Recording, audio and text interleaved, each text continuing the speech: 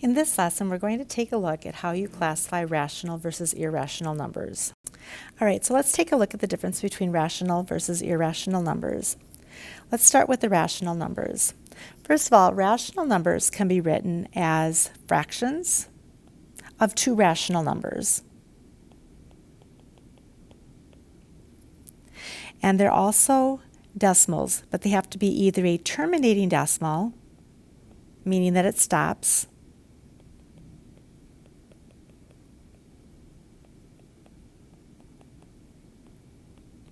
and then we also have the repeating decimals. Those are the ones that go on and on forever, and they're repeating though.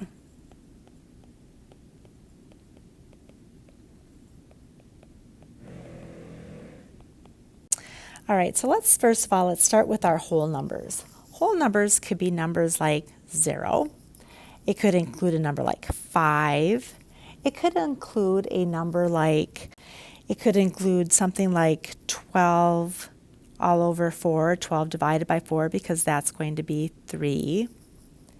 It can also be a square root, but it has to be of a perfect square, so I could have like the square root of 49, because that's equal to 7.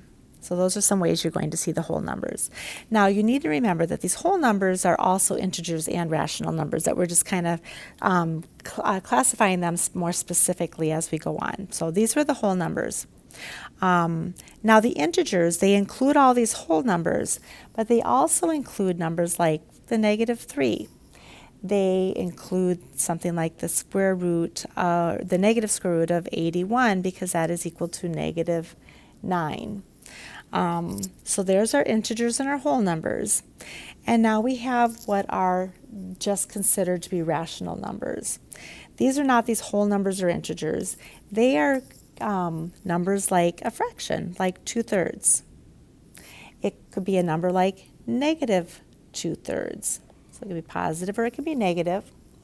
It can be something like a repeating decimal, where you'd have like 4.5, and the fact that it's repeating makes that rational number. It can be something like 2.38, because that is a terminating decimal. It's a decimal that stops.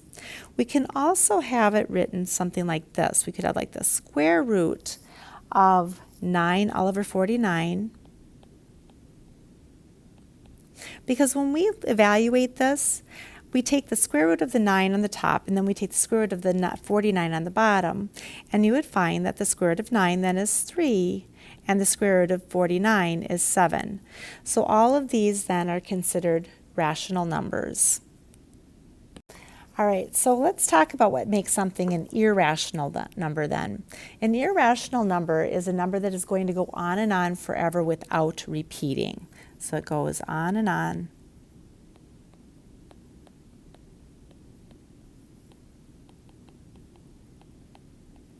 And the key here is the without.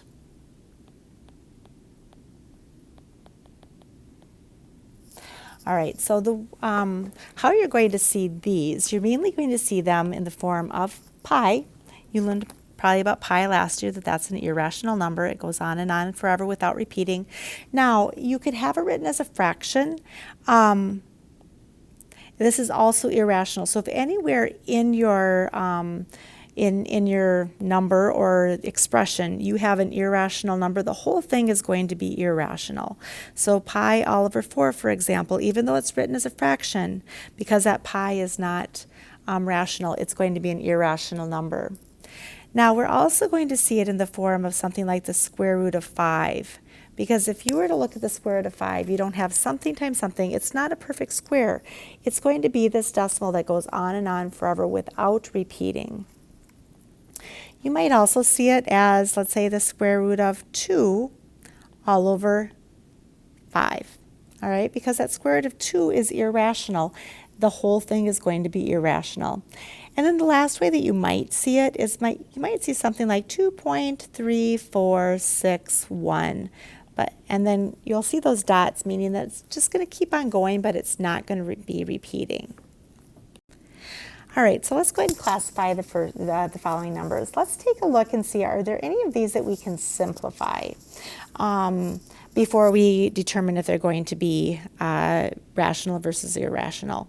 First of all, well, I know this still remains to be a fraction, but because we're talking about simplifying, we'll say that can be equal to 1/2. The square root of 16 all over 25, remember we can take the square root of 16, and that's going to be 4. We can take the square root of 25, and that's going to be 5. So we have a fraction there. Let's see. I cannot simplify the square root of 2, but I can simplify it, but it would be a repeating decimal going on and on. I have this one here. The square root of 81 is 9, so I have a -9. So now let's go ahead and let's take a look first of all at any irrational numbers. I think sometimes it's easier to just get those out of the way. So let's look for any of these that would go on and on forever without repeating. All right, and so now we have to remember that anytime we have the pi, so this one's going to be an irrational number, and then pi all over 2 is also going to be irrational because anytime you have pi in there, we know it's going to be irrational. Now let's look at our square root, the square root of 2, because if this is not a perfect square, we know that if we put that in our calculator, we're going to get a decimal that goes on and on forever without repeating. So this one here is also going to be an irrational number. All right, so now we've got those. Let's go and take a look at our whole numbers. Let's find any of these whole numbers. Remember, the whole numbers have got to be positive. So 6 is a whole number. Now, if it's a whole number, we also know that it's an integer and it's rational. All right. And I don't see any other whole numbers. Remember, those are positive numbers. Now let's take a look at any integers. Those are the negative whole numbers. So let's take a look. So we've got -12. That's an integer. So if it's an integer, it is also going to be rational. And then we've got the negative square root of 81, which is equal to -9. So that is also an integer. And then again, any integers are also rational. So let's come on down. I think any of the other ones we're going to have are either going to be a fraction, or they're going to be repeating or terminating decimals. So we have 1/2. We have the square root of 16 all over 25, 0.013, 3.6 repeating, because it's a repeating decimal, it's going to be rational. And I think now we've classified all of them.